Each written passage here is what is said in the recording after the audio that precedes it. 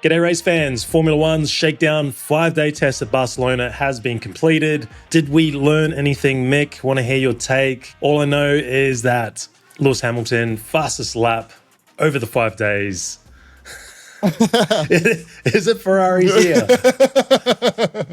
Come on, man. Look, it's very nice to see he topped the timesheet, but the times don't mean anything at the moment. This was basically a mechanical shakedown, mechanical test, make sure all the systems are working. But did we learn anything? Well, if you have that three-pointed star or the prancing horse in the back of your car, you must be fairly confident you're in for a good season. Want to give a quick shout out too to the reconnaissance teams out there.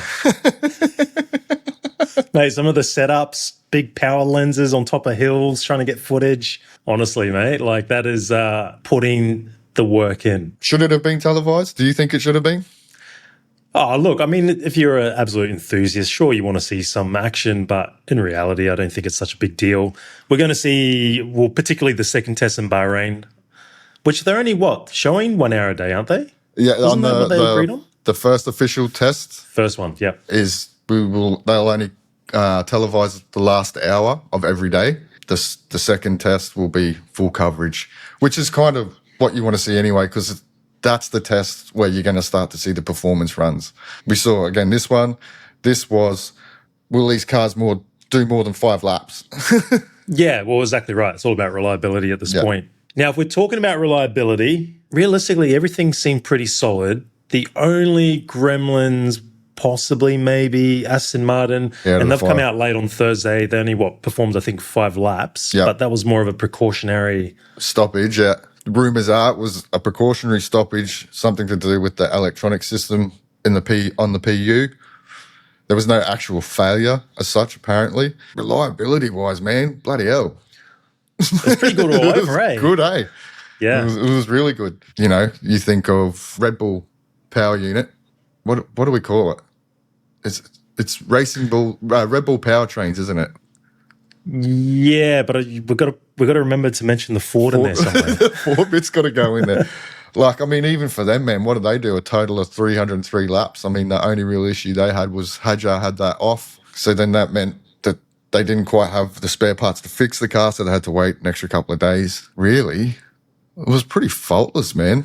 Like, it just goes to show how good these guys are. If you look at the times, it was pretty much overall Mercedes-powered, Ferrari-powered units. Yeah.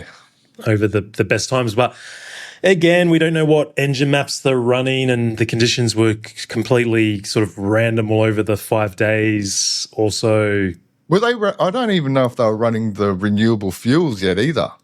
There was talk that the teams weren't running any of that, and they're not going to run that until the test. So again, even that's a complete differentiator.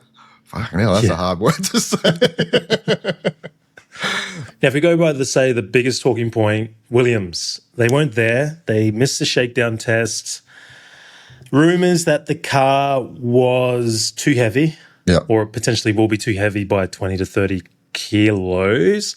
Also, rumours that it failed, I believe, the crash test a few times. Yep. Fowles did come out, put things straight, right? What did he have to say? Yeah, well, basically, the rumours, firstly, of the car being overweight, he's saying are completely unfounded because the car hasn't even really been put together yet, so they don't really know, which I kind of find like, you guys are that good, I'm sure you'd know whether the car was overweight or not. Mate, yeah, they know. They're not going to come out and go, we're 30 kilos overweight. Yeah, it's terrible. I'm pretty sure they know what each screw weighs, mate. Yeah, exactly. But even he came out and said, look, we could have made the test, no worries at all, but we would have gone there with 0 spare parts. So if something happened, that would have been pointless. And the fact that it was so cold, the days that they were looking at running, just made no sense. They decided to go with the virtual test track. It's a bit different to a simulator. So he didn't seem too concerned. Obviously, you're not going to say too much, even if you are. I don't really think it's going to hinder their performance. Look, they know they've got that Mercedes engine in the back, and it seems to be pretty reliable. Probably be a little bit more worried if there was no further testing to go, and basically next week we're on track in Melbourne. But I think having those 2 designated proper testing days in Bahrain, Yeah. they're still going to make it, right? Yeah. So Yeah. still plenty of time to get the ball rolling, and I think Williams will be fine. Just trying to think what else. To be honest, it was quite underwhelming, realistically. Like, not too much happened as far as, reliability problems, any accidents, that type of thing. Probably the most exciting or bigger news was just how strict security was. Yeah.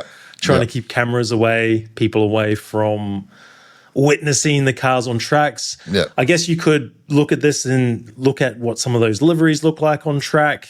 But yeah, I mean, what else could you really say about the 5 days? Not much, because there's not much to talk about. I think these teams were just cautious, because they don't know, right? These things are built from the ground up. It's not like the last set of regulations where, you had the data from last year. Man, these things are purpose-built from thin air to what you see on track now.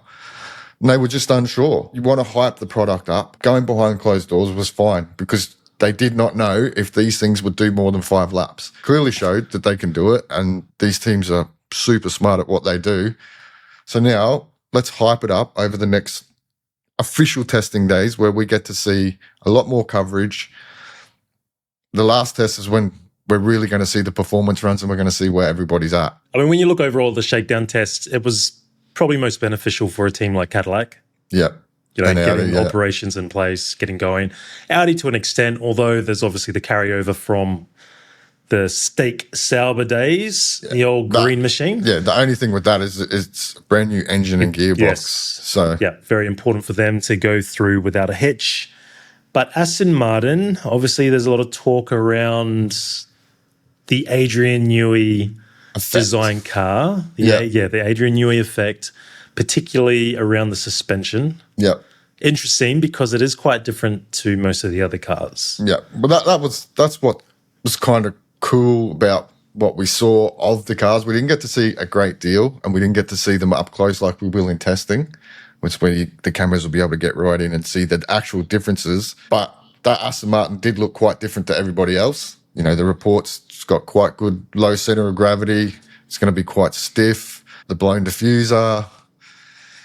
It's just whether that power unit can perform. You've got to remember, I think Aston Martin are building their own gearboxes for this Honda power unit too. So there's a lot of learning that goes in with that.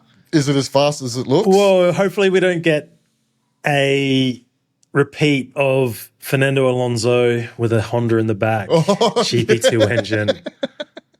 Quite often, they always say history doesn't repeat, but it often rhymes. Yeah. So come on, Fernando. Yeah. Big one to finish off your career. Yeah. Big one. Well, let's hope. Yeah. I will say, Haas surprised me. I'm getting the good juju from Haas, man. They had a few issues on the first day. But I think they did a total of 391 laps, man, and they were faultless. And that car looks phenomenal on track. That livery is probably still up there as one of my favourites. In fact, I think most of the liveries look pretty good. I would say Audi's probably at this point in time on track.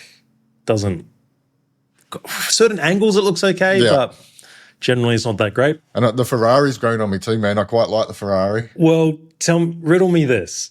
If those lap times weren't as good and that engine wasn't as reliable, would you be saying that? You'd just be saying, the whole thing's terrible. Yeah, the whole thing would be garbage, 100%. 100%.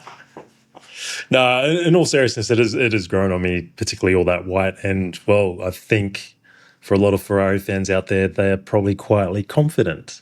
But we do see this happen quite a lot. Ferrari come out of the gates, prancing horse, straight out of the gates on fire, and then the fire peters out. So let's see. So what do we got next? We've got I think a few more launches to come.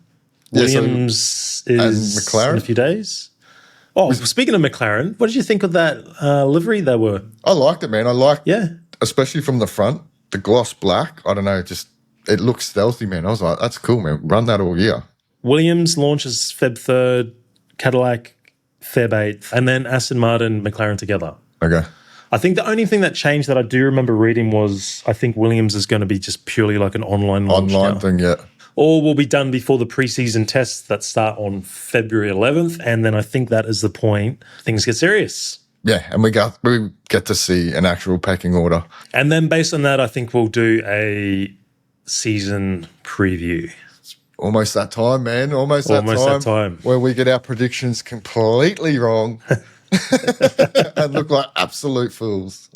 Yeah, looking forward to it. Well, as we do, we always give you the last thought, but I thought what you just said then probably summed it up pretty good, but fire away for something else. Look, reliability is not an issue. At this point. At this point, that's what the shakedown was for. We head to the time where we start to see some competitive running and we get to truly see where these cars are at. Mate, I'm getting the ball tingles, man. It's getting close. It's getting close. So until then, we'll catch you in the next one. Catch ya. Yes, the ball tingles.